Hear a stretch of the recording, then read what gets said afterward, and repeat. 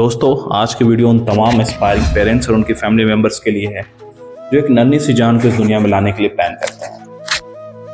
आपकी एक छोटी सी लापरवाही, चाहे वो जाने में हो या अनजाने में हो, न सिर्फ उस नन्ही सी जान बल्कि आपके आने वाली पुश्तों तक को खराब कर सकती है। कैसे, मैं आपको बताता हूँ। नमस्कार, मैं प्रभात कुमार और माइंड कोच एंड हीलर।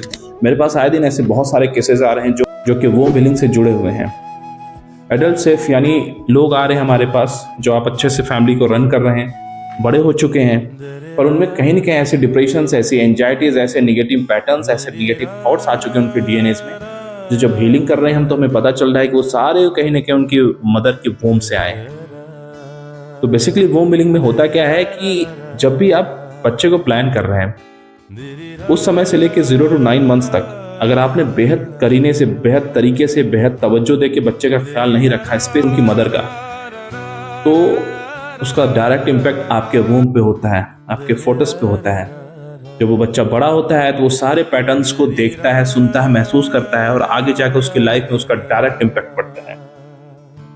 यूं तो हमारे शास्त्रों में गर्भ संस्कार की बहुत बड़ी महिमा है, इसके बारे में बहुत कुछ लिखा गया है, बहुत कुछ पढ़ा गया है, पर आज के मॉडर्न टेक्नोलॉजी में लोग इन चीज़ों को इग्नोर कर रहे हैं।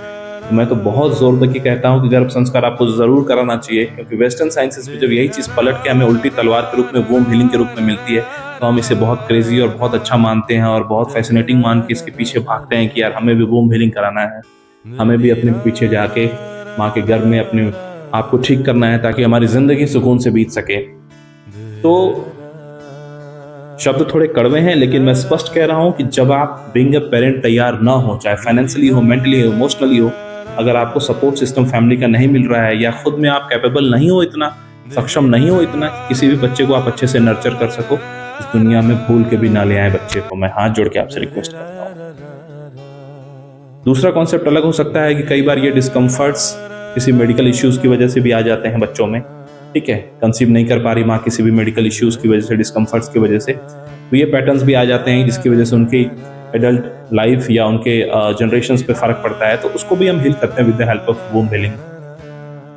लेकिन मेरी यहाँ साफ साफ हिदायत आपसे है कि बच्चा आपकी आने वाली नस्ल को बढ़ाने के लिए आ रहा है इस दुनिया में, तो बेहद तमीज से उस माँ से पेश आएं, तो उस माँ का बेहद ख्याल रखें जो इस खूबसूरत गिफ्ट को आपको देने के लिए आपके परिवार में बहू बनकर आई है। बेहद अच्छे से, बेहद करीने से, बेहद तरीके से बढ़ चढ़ कर ख्याल रखें अपनी बहू का, अपने बेटे का जो कि उस बच्चे का फादर है, ताकि उनकी मेंटल स्ट्रेंथ इस 0 to 9 मंथ्स के दौरान इतनी स्ट्रांग हो, इतनी स्टेबल हो, इतनी सेफ हो कि उस बच्चे पे उसका डायरेक्टली इम्पैक्ट जाता है। फॉर एग्जाम्पल, आपने महाभारत में अभिमन्यु का केस जरूर सुना होगा। जी हाँ, वही अभिमन्यु जिन्होंने चक्रव्यूह को ब्रेक किया था और चक्रव्यूह के अंदर एंटर हुए थे बहुत यंग एज में। तो इससे ये पता चलता है कि डायरेक्टली हमारे बच्चे पे फर्क पड़ता है कि किस मदर या फादर ने क्या फील किया था, क्या सोच थी, क्या खाया था उन्होंने, हर चीज का डायरेक्टली इम्पैक्ट पड़ता है आपके होने वाले बच्चे पर। तो इस नन्ही सी जान का बेहद ख्याल रखने का एक ही मात्र तरीका है कि पेरेंट्स का उनका बेहद ख्याल रखें। अगर आप खुद सिंगल पेरेंट्स हैं तो एक दूसरे का बेहद ख्याल रखते हुए बहुत सीरियस तरीके से इस बच्चे को लेके इसकी प्लानिंग को करें।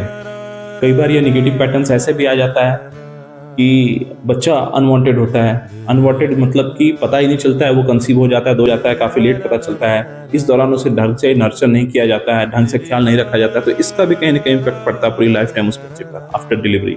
या ऐसे केसेस भी आपने देखे होंगे जहाँ पे परिवारों में 2 या 2 से अधिक बच्चे होते हैं, वो आने वाली पहले बच्चे के लिए जितना सचेत होते हैं, जितने सतर्क होते हैं, उतना और बच्चों पर उतना ध्यान नहीं होता है। उनका भी फर्क पड़ता है वूम हीलिंग में, उनका भी बेहद फर्क पड़ता है पूरी लाइफ टाइम उनकी परवरिश कैसे हुई थी।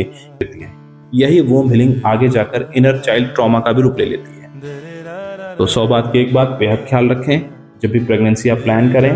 बीइंग ए पेरेंट बेहद ख्याल रखें एक दूसरे का। फैमिली में अगर कोई लेडी इस खूबसूरत गिफ्ट को आपको दे रही है तो उसको बहुत रेस्पेक्ट दें, बहुत इज्जत दें, बहुत ख्याल रखें, बहुत सम्मान करें, उसको मेंटली बहुत सपोर्ट दें। एक प्रॉपर सपोर्ट सिस्टम तैयार करने के बाद ही आप बच्चे को प्लान करें इस दुनिया में, क्योंकि ये बात सिर्फ आपके बच्चे तक नहीं, आपकी आने वाली नस्लों तक जाएगी। इसका प्रभाव आपकी नस्लों पे भी दिखेगा।